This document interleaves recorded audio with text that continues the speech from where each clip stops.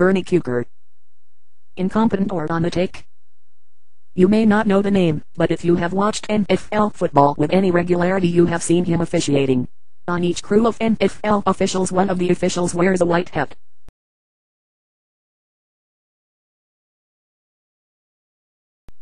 He wears the white hat to signify that he is in charge. He is the only one officially called the referee. The referee's duties include but are not limited to: Article 1. The referee is to have general oversight and control of game. He is the final authority for the score, and the number of a down in case of a disagreement. His decision upon all matters not specifically placed under the jurisdiction of other officials, either by rule or the official's manual, are to be final. Note what the rule states regarding the head referee's primary responsibility during a pass play.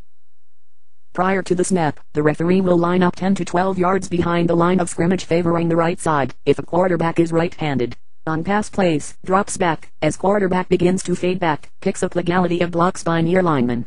Changes to complete concentration on quarterback, as defenders approach. Primarily responsible to rule on possible roughing action on passer. What this means is Bernie Kuker's complete concentration was supposed to be on Rams quarterback Kurt Warner, as his primary responsibility at that time was to call possible roughing action to the passer. Furthermore, Bernie Kuker was to be particularly alert to fouls in which defenders impermissibly used a helmet and or face mask to hit the passer. Nothing we could find in the rule book stated that this rule applied to every team except the New England Patriots.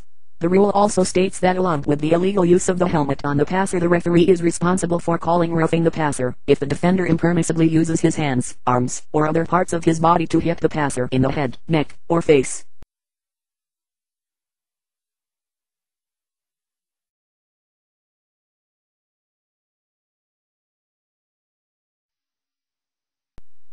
The rulebook is clear in what constitutes unnecessary roughness against a passer. It does not state, any team who is a 14-point underdog in a Super Bowl will be pardoned from such roughing action on the quarterback. It does not state, if the defense intercepts the football and runs it back for a touchdown, any roughing action on the passer should be ignored. It does not state that, if you are the New England Patriots, you are pardoned from hitting the quarterback in the head, neck or face with your hands, arms or any other part of your body.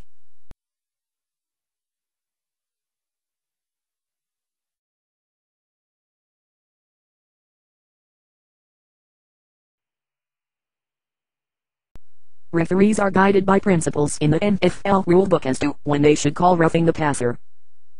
Hard as we tried, we could not find a passage that said anything regarding keeping the game close and exciting by ignoring roughing the passer against the underdog team, but what we did find in the NFL official rulebook under player conduct was Rule 12 Article 11 Supplemental Note 1, which states, if in doubt about a roughness call or potentially dangerous tactics on the quarterback, the referee should always call roughing the passer.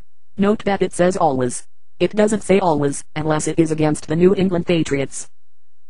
What is also missing in the NFL rulebook is any passage stating that the referee is required to hammer away at another official to pick up a penalty flag, because the underdog picked up a fumble and ran it back 99 yards for a touchdown.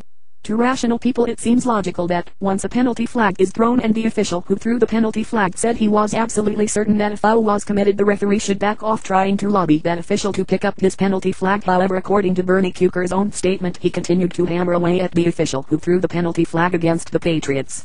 Indeed, after that official stated there was no question that the Patriots committed a foul on the play, Bernie Kuker stopped the game for a significant amount of time, while, as he put it, hammered away at his head linesman to pick up this penalty flag.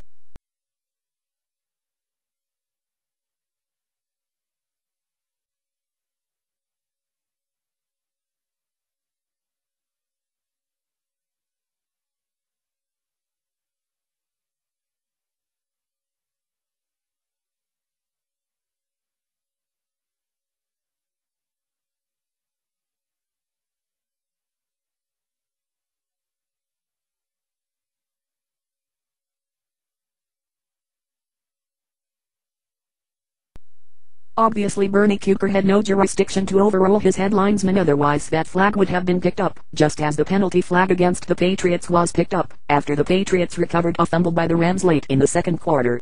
We're not suggesting that the penalty flag that was picked up was done in error, because it still remains a mystery why that flag was picked up. However, when someone is caught with their hand in the cookie jar, wouldn't it make sense to check their other hand?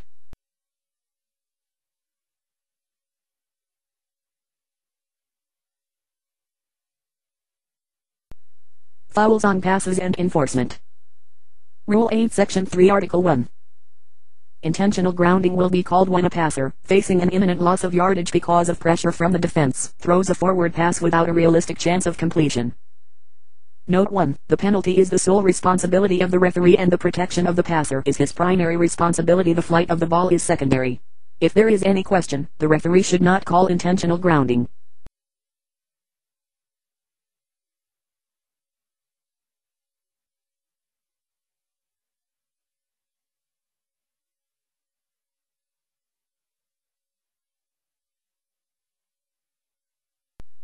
Given the above paragraph, is there any wonder why intentional grounding was not called on this play? The NFL rulebook calls it a supplemental note. A more appropriate description would be Bernie Kucher's loophole. This officiating was appalling, yet boxed along and questioned in the media's coverage of the game. Furthermore, the media has yet to cease with the propaganda attached to that Super Bowl.